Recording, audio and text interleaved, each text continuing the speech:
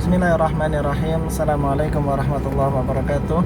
Jumpa lagi dengan saya Danang Arga. Alhamdulillah wassalatu wassalamu ala rasulillah wa ala alihi wa sahbihi wa man wala wa ba'du. Kali ini kita mau membahas sebuah fenomena yang sering terjadi di dunia perlebahan, yakni fenomena pengoplosan ketika musim kapuk randu itu tiba. Hal ini terjadi saya temui di lapangan ketika saya mengembalakan lebah di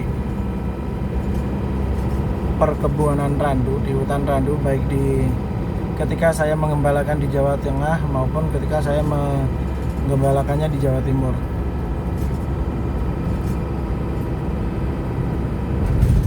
Pengoplosan, kenapa sih ngoplosnya ketika musim kapuk randu? Yang pertama, alasan pertama adalah yang saya tahu bahwa kapuk randu itu adalah madu yang legend banget dalam artian dia menjadi favorit dari konsumen sejak zaman bapak-bapak kita dulu. Yang pertama itu. Yang kedua adalah karakter yang kuat dari jenis nektar ini, yaitu jenis madu randu ini. Dia harum, dia manis, ada sedikit asam segar, dan bisa dibilang jika dioplos atau jika dicampur antara madu randu dengan madu lain ataupun dengan bahan lain, entah itu sirup gula kah, ataukah glukos, ataukah fructose, jika dengan prosentase 1:10 pun, saya kira bau dari nektar randu ini masih sangat dominan. Hanya saja jika dirasakan dengan nektar randu murni tentu nggak akan sama. Itu alasan kedua. Alasan ketiga yang paling nyambung dengan dua alasan yang sebelumnya adalah karena nektar randu ini adalah favorit, kemudian dia ini mempunyai karakter nektar yang kuat dibandingkan dengan madu-madu jenis lain, maka tentu dengan pengoplosan akan menambah kuantiti dari madu yang dipanen oleh seorang peternak.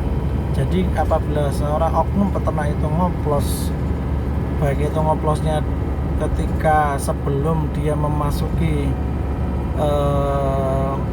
lokasi pengembalaan ataupun ketika sudah di lokasi pengembalaan, seperti yang saya lihat sendiri di 2016, 2017 dan 2018 di beberapa lokasi itu, yang mereka lakukan adalah ngoplos, atau yang mereka lakukan adalah nyirup, atau yang mereka lakukan adalah memberi makan lebah melliferanya ketika di lokasi, dan itu mereka lakukan pada sore hari, pada asar. Mereka oplos, kemudian mereka panen. Lalu apakah pengoplosan ini hanya ada di lokasi pengembalaan randu saja? Tidak. Bahkan pengoplosan itu sering terjadi di banyak tempat. Dan yang terbaru yang saya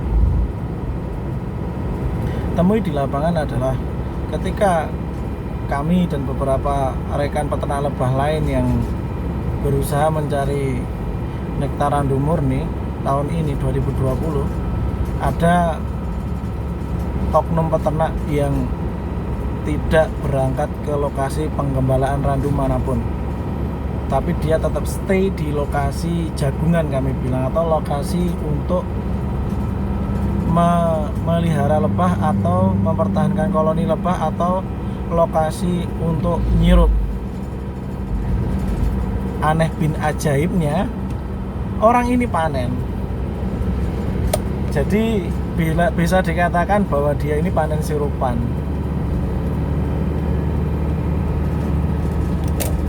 Mirisnya, di akhir-akhir ini ada beberapa orang yang mengkampanyekan bahwa apapun yang keluar dari perut lebah itu adalah madu. Tolong Anda yang berkampanye seperti ini, apakah masih mempunyai hati nurani? Apakah masih mempunyai iman, entah apapun keyakinan Anda?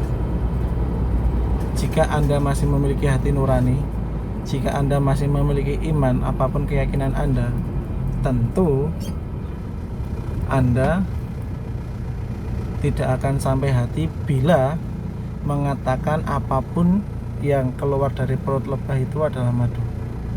Karena jika suatu saat nanti Sang Maha Kuasa menakdirkan lebah itu bisa bertahan dari racun, kemudian mereka menghisap racun, mengeluarkan racun itu dari perut mereka dan disimpan di sarang mereka, lalu jenengan semua itu panen, apakah itu semua disebut madu? Monggo direnungkan bersama.